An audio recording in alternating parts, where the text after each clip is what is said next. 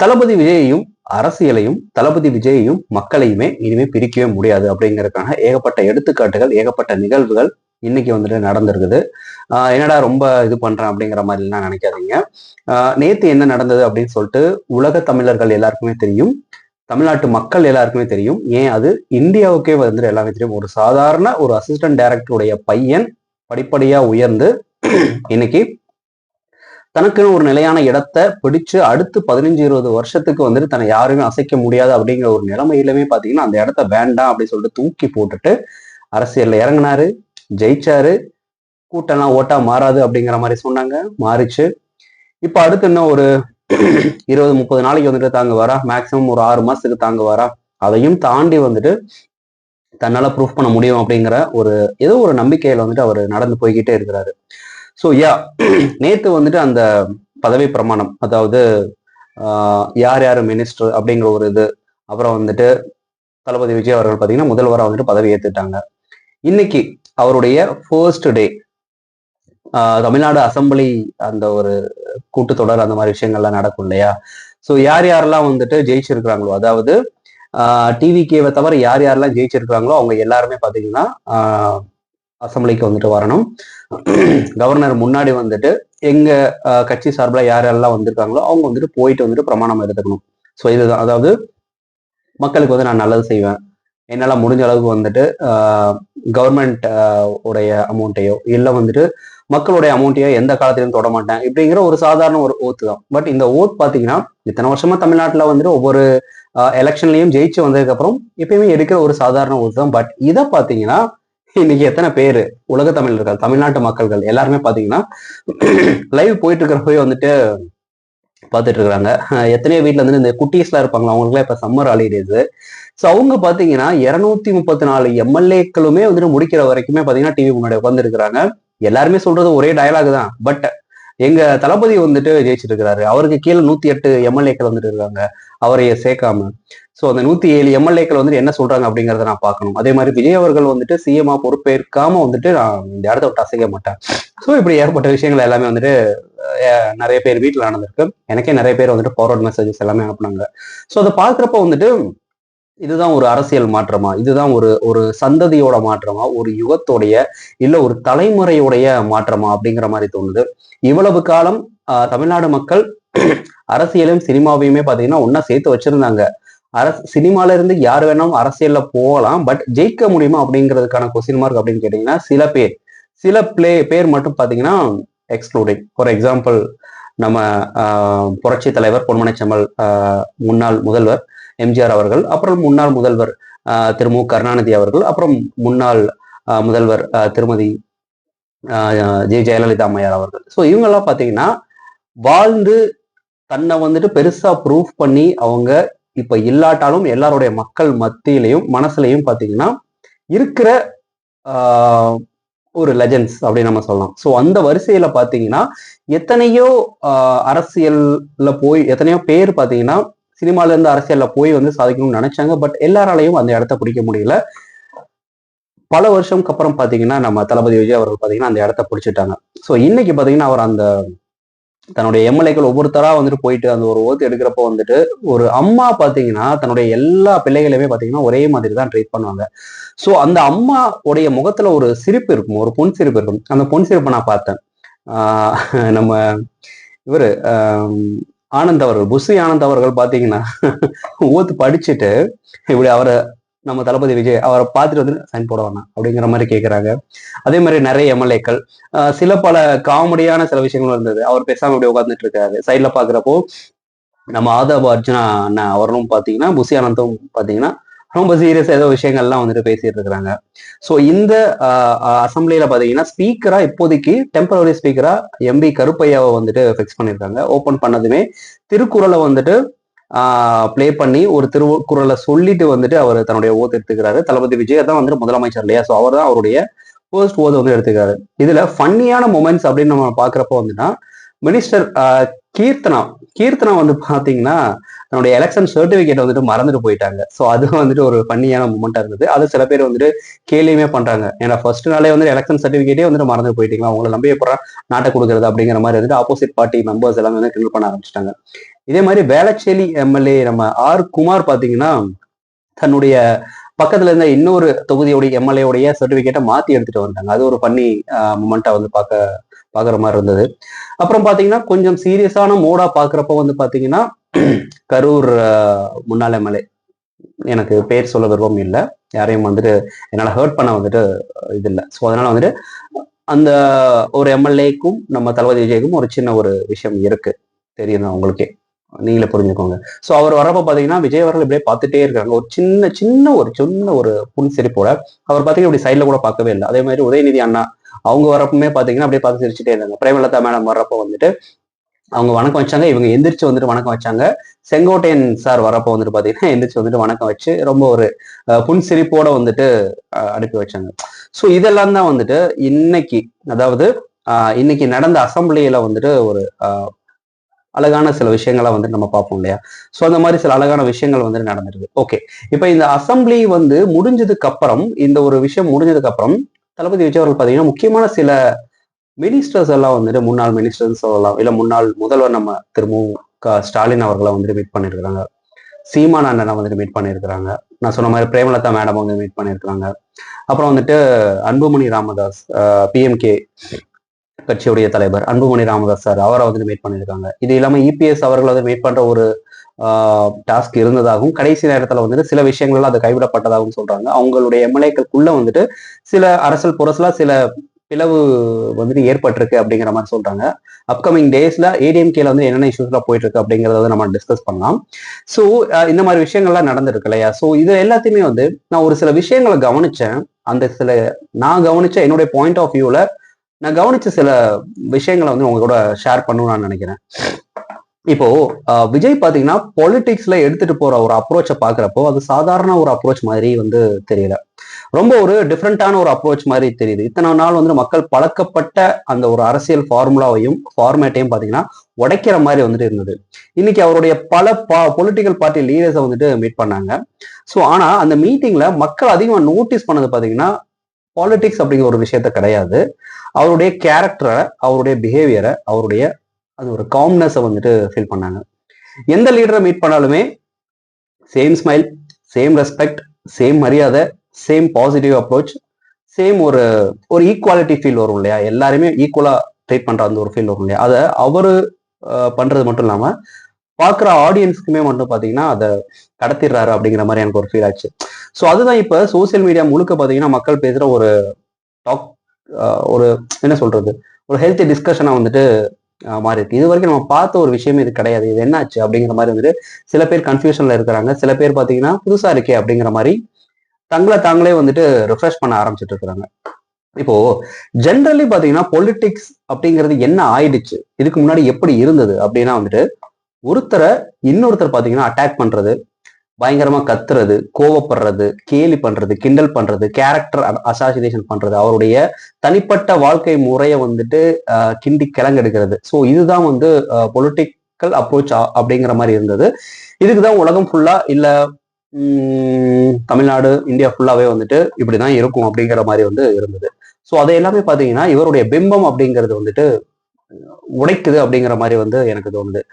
ஒரு லீடர் மீட்டிங்க்கு போனாலே பாத்தீங்கன்னா யாரை கிரிட்டிசைஸ் பண்ணுவாரு, யாரை டார்கெட் பண்ணுவாருங்கிற ஒரு எதிர்பார்ப்பு தான் மக்களுக்கு இருக்குமே தவிர அவர் என்ன பேசுறாரு, அவருடைய கொள்கைகள் என்ன, கோட்பாடுகள் என்ன, அவர் என்ன ஐடியாலஜி வர்றாரு அப்படிங்கிறத மக்கள் வந்து பார்த்து ரசிக்கிற அந்த ஒரு மனப்பான்மையே வந்துட்டு விட்டுறாங்க. சினிமால நாங்க ஒரு 2.5 மணி நேரம் பாக்குறோம், ஒரு என்டர்டைன்மெண்ட், ஒரு குவார்டர் ஒரு கோழி பிரியாணி கொடுத்தீங்கன்னா நாங்க ஒரு 3 மணி நேரம் இங்க வந்து உட்காந்துட்டு ஜாலியா வந்து நீங்க யாரை வேணா கிரிட்டிசைஸ் பண்ணுங்க, நாங்க பார்த்து கை தட்டி செஞ்சுட்டு போயிடுறோம் அப்படிங்கிற ஒரு என்டர்டைன்மெண்ட் ஃபேக்டருக்காக தான் அவங்க கேம்பெயின்கே வந்து வந்துட்டு இருந்தாங்களோ அப்படிங்கிற ஒரு ஃபீல் ஆச்சு.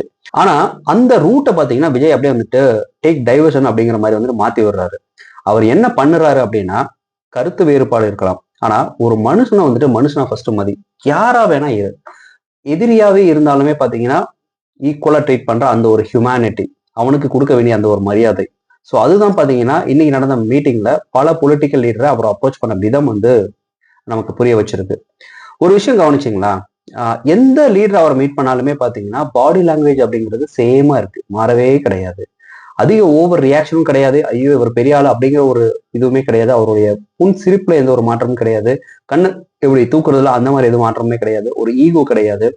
ஃபேக்கான ஸ்மைல் வந்துட்டு கிடையாது. உள்ள இருந்து வந்துட்டு அந்த ஒரு அழகான ஒரு சிரிப்பு வந்துட்டு வருது.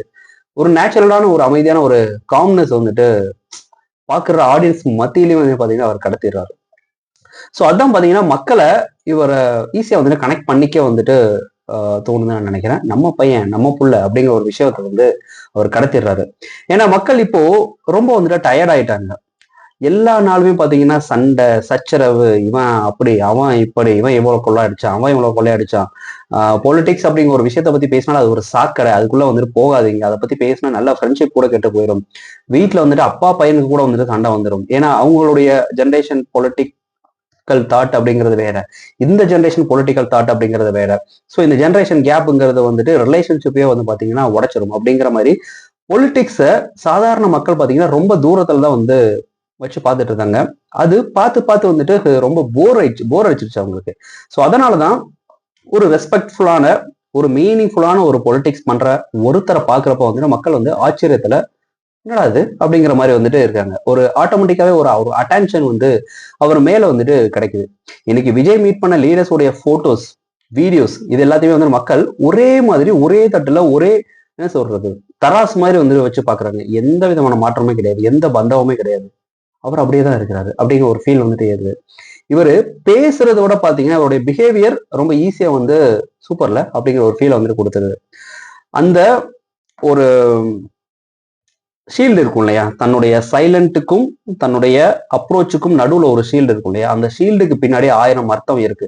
என்ன நீ என்ன வேணா பண்ணு, என்ன நீ எவ்வளவு அசிங்கப்படுத்திருக்க, எவ்வளவு கேவலமா பேசியிருக்க, நீ கேம்பெயின்ல வந்து உன்னுடைய பொலிட்டிக்கல் ஐடியாலஜியை விட்டுட்டு என்ன நீ எவ்வளவு தரமட்டமா வந்து நீ என்ன விமர்சனம் பண்ணிருக்க, அது எதையுமே பாத்தீங்கன்னா அவர் கண்டுக்க கூட கிடையாது. அது எதையும் அவர் யோசிக்க கூட கிடையாது. ஜஸ்ட் ஒரு ஸ்மைல், அவ்வளவுதான், வணக்கம், அவ்வளவுதான். ஸோ அந்த ஸ்மைல்லே வந்துட்டு எல்லாத்தையுமே வந்துட்டு அந்த ஒரு பிம்பத்தை எல்லாத்தையுமே சுக்கு நூறா உடைச்சிடுறாரு அப்படிங்கிற எனக்கு ஒரு ஃபீல் வருது. ஒரு லீடரை மக்கள் ரசிக்கிறது ஸ்பீச்சுக்காக மட்டுமே கிடையாது. அவர் எப்படி நடந்துக்கிறாரு, எப்படி ட்ரீட் பண்றாரு, எப்படி ரியாக்ட் பண்றாரு மெயினா, அப்புறம் ஈக்குவலா எல்லாத்தையும் எப்படி வந்துட்டு ட்ரீட் பண்றாரு அப்படிங்கிற ஒரு விஷயம். அரசியல்வாதிகள் முதற்கொண்டு பெரிய பெரிய தலைவர்கள் முதற்கொண்டு செலிபிரிட்டியா இருந்தாலும் சரி, ஒரு பாமர மக்களா இருந்தாலும் சரி, எதுவுமே முடியாம ஒரு ஹேண்டிகேப்பா அந்த ஒரு இருப்பாங்க இல்லையா, ஸோ அவங்கள முதற்கொண்டு ஒரே தட்டுல தான் வந்துட்டு அவரை ட்ரீட் பண்றாரு. அதுதான் இன்னைக்கு புது ஒரு அரசியல் அத்தியாயமா வந்துட்டு தமிழ்நாட்டுக்கு இருக்கு. பொலிட்டிக்ஸ்ல வந்துட்டு பவர் வந்த உடனே பாத்தீங்கன்னா சிலர் வந்து சேஞ்ச் ஆயிடுவாங்க. பாடி லாங்குவேஜ் வந்துட்டு மாறி போயிடும், அப்ரோச் மாறிடும். ஏன் ரெஸ்பெக்ட் கூட ஆப்போசிட்ல இருக்க அது யாரா இருந்தாலும் அவங்கள ட்ரீட் பண்ற அந்த ஒரு ரெஸ்பெக்ட் வந்து பாத்தீங்கன்னா மாறி போயிடும். ஆனா இப்போ வரைக்கும் பாத்தீங்கன்னா விஜய் கிட்ட எந்த ஒரு மாற்றமே கிடையாது. ஒரு அரகன்ஸ் கிடையாது, தான் தான் அப்படிங்கிற ஒரு ஹெட் வெயிட் கிடையாது. நானா இருக்கிறேன் அப்படிங்கிற ஒரு ஃபீல் தான் வந்துட்டு இருக்கு. சினிமால டாப் ஸ்டாரா இருந்தப்பவும் சரி, அவர் கூட ஆக்ட் பண்ண எத்தனையோ ஆர்டிஸ்ட் எல்லாருமே சொல்றது வந்துட்டு விஜய் வந்து ஷூட்டிங்ல யார்கிட்டயும் அதிகமா பேச மாட்டாரு, தான் உண்டு தன் வேலை உண்டுன்னு இருப்பாரு. ஒரு பெரிய ஒரு வால் இருக்கும், எல்லாருமே கேப்ல வந்துட்டு அரட்டை அடிச்சுட்டு இருப்போம், காசிப் பேசிட்டு இருப்போம், இவங்க அப்படி அவங்க அப்படி அப்படிங்கிற மாதிரி சொல்லுவோம். சில பேர் பாத்தீங்கன்னா அரசியல கூட வந்துட்டு எப்படி சண்டை இது பண்ணலாம் அப்படிங்கிற மாதிரி பேசுவாங்க. பட் அவர் இதுவே பண்ண மாட்டாரு. ஒரு சேரு, ஒரு வெள்ளை ஒரு சுவரு, அதை பார்த்து அப்படியே எவ்வளவு நேரம் ஆனாலும் உட்காந்து பார்த்துக்கிட்டே இருப்பாரு. தனக்குள்ளேயே வந்துட்டு பேசிக்கிறாரு அப்படின்னு பாத்தீங்கன்னா அந்த ஒரு இதுவுமே இருக்காது. ஒரே இதுதான் பார்ப்பாரு. மிஞ்சி போனா வந்துட்டு ஒரு ஒரு கூலிங் கிளாஸ் வந்துட்டு போட்டுட்டு யாரை பாக்குறாருன்னு தெரியாத அளவுக்கு இப்படியே உட்காந்துட்டே இருப்பாரு. ஃபேஸ்ல எந்த எக்ஸ்பிரஷனுமே கிடையாது. அதே மாதிரி பாத்தீங்கன்னா தூக்கம் வந்துச்சுன்னா கூட வந்து யாரை பத்தியும் இது பண்ண மாட்டாரு. ஒரு அசிஸ்டண்ட்டை வந்து வெளியே கொஞ்சம் பாத்துக்கோங்க அப்படிங்கிற மாதிரி சொல்லிட்டு ஒரு வெள்ளை துண்டை வந்துட்டு மடிச்சு தலைக்கு வச்சு இன்னொரு கர்ச்சீஃப் இருந்தா கர்ச்சீஃபை வந்துட்டு கண்ணில் போட்டுட்டு வந்துட்டு தூங்கிடுவாரு. இதுதான் ஒரு எவ்வளவு பெரிய கோடியில வந்துட்டு சம்பளம் வாங்குற ஒரு ஆளாவே இருந்தாலும் பாத்தீங்கன்னா ஒரு சாதாரண எளிய மக்கள் வந்துட்டு தன்னை தானே வந்து கனெக்ட் பண்ணிக்கிற அந்த ஒரு விதம் பாத்தீங்கன்னா புதுசா வந்து இருக்கு.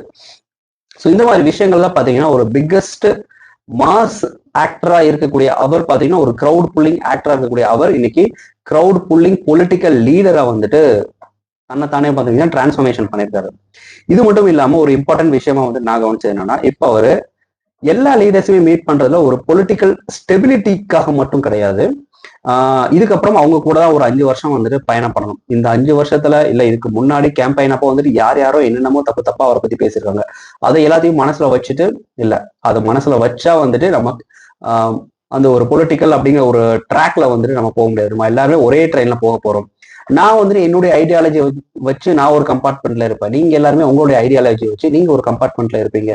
நீங்க அப்படியே இருங்க, நான் நானா இருக்கேன். பட் அல்டிமேட்டா நம்ம கொண்டு போற அந்த ஒரு சரக்கு, நம்ம கொண்டு போற அந்த ஒரு விஷயம், அந்த சரக்கை வந்துட்டு எதிர்பார்த்து காத்துட்டு இருக்கக்கூடிய அந்த ஒரு ஆடியன்ஸ், அந்த ஒரு நல்ல ஒரு ஐடியாலஜியோட கொண்டு வரக்கூடிய சில விஷயங்கள், முக்கியமான சில விஷயங்கள்லாம் கொண்டு போய் சேர்க்கிறப்ப நம்ம எல்லாருமே ஒன்னா சேர்ந்து பயணப்படுவோம் அப்படிங்கிற ஒரு மைண்ட் செட்ல தான் அவர் இருக்கிறாரு.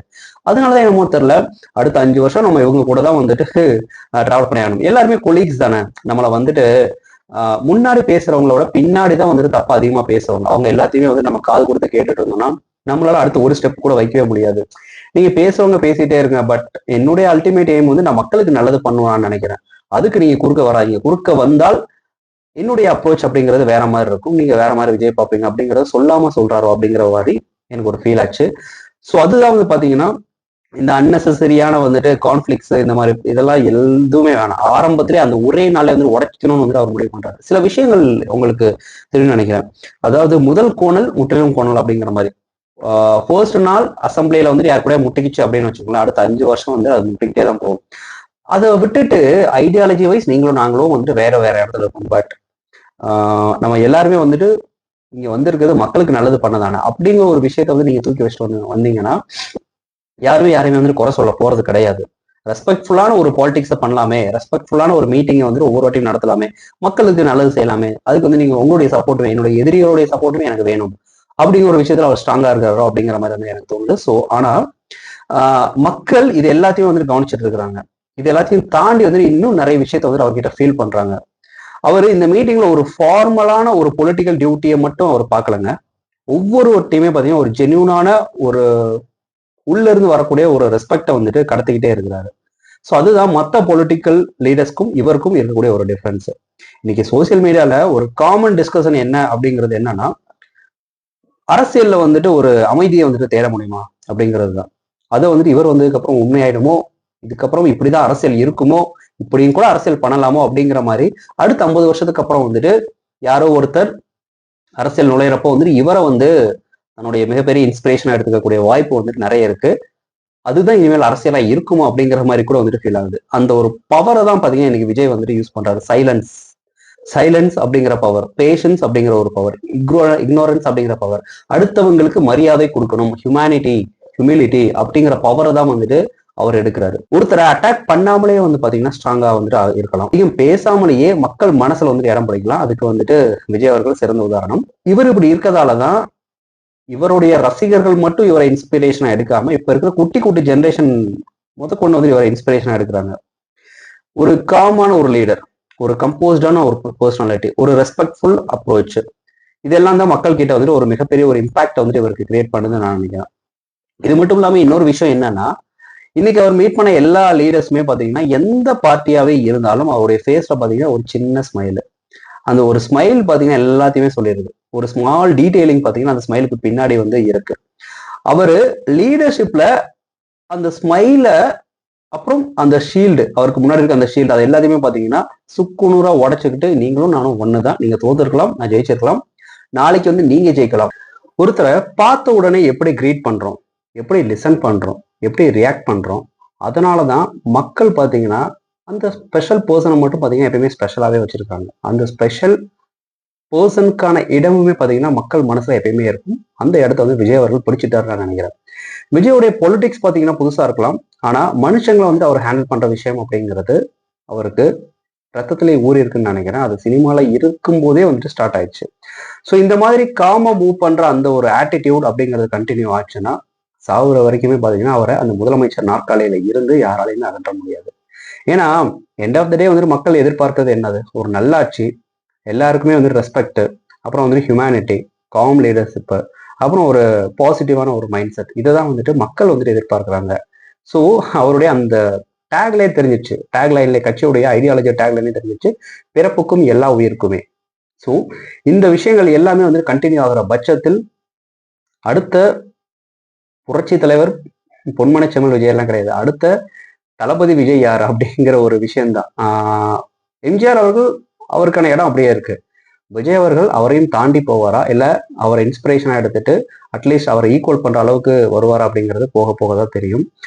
So yeah Vijay, yeah sorry yeah my dear sweetest brother, my dear sweetest chief minister mister Vijay அவர்களே, அதே ஸ்மைலோட, அதே சேம் ரெஸ்பெக்டோட, அதே பாசிட்டிவ் மைண்ட் செட்டோட இப்படியே வந்துட்டு கண்டினியூ பண்ணுங்க. மக்கள் எதிர்பார்க்கறது அதுதான்.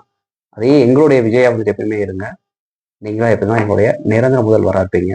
Thank you, tata, take care, bye bye, cheers.